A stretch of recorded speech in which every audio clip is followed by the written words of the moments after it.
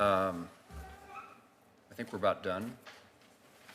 Let me use my usual practice of asking you, Ambassador, you the witness, if there's anything that you wish you hadn't said, anything you wish. I wish I hadn't said.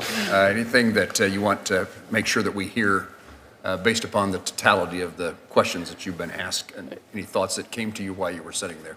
Sure, and I'll have to, you get a lawyer talking and they don't stop talking.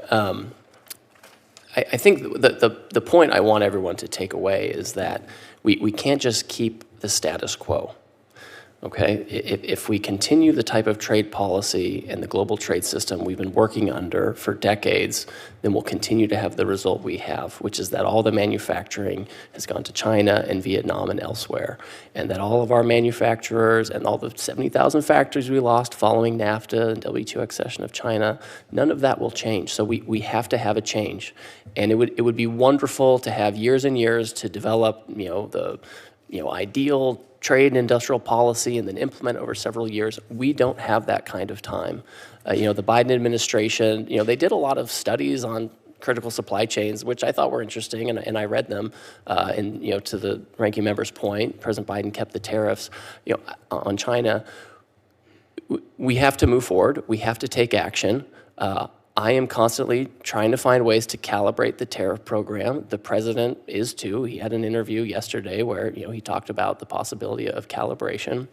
We're going on a country-by-country basis to open markets, to export more. That helps achieve balance. We're trying to use tariffs to control the import flow so we don't have this giant deficit that drives offshoring. I can't control other countries. I can influence them if I have leverage, which is what tariffs give me. They protect our industry, but they also give me leverage, and that's why we keep some of the tariffs and we take some of them off. And we're going country by country. If you look at the program that's been established, the highest tariffs are in China and Asia and Vietnam and these places where there's a lot of overcapacity. And it's not about being anti-China or anti-anybody. It's about being pro-America and pro-American worker.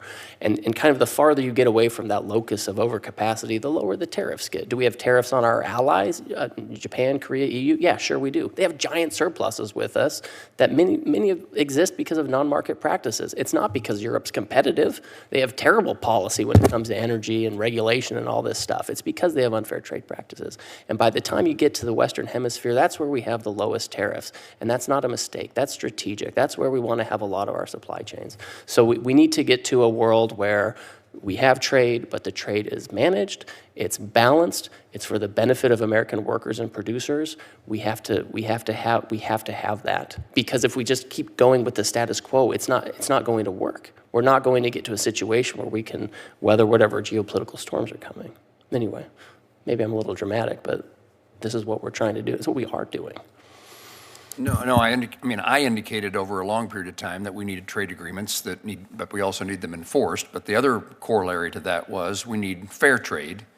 And I would just highlight the importance of the non-tariff barriers. When we negotiate trade agreements, it's not just, the most important part may not just be the percentage of the tariff. It may be, or the non-tariff issues that are keeping our products out, even if we have no tariff at all. And so others have been very successful in finding ways of keeping American products out of their economies, out of their country, even though the tariffs could be the same. Mr. Ambassador, anything else? No, thank you for your time. Appreciate your questions and happy to work with any of you on anything. Thank you for your time and your presence here today. This hearing will be concluded in a moment. First of all, we'd indicate that members of the committee may submit written questions to you. We would ask that they do so very rapidly, and we would ask that you and your team respond to them rapidly as well. We will do so. Thank you. With that, the hearing is adjourned.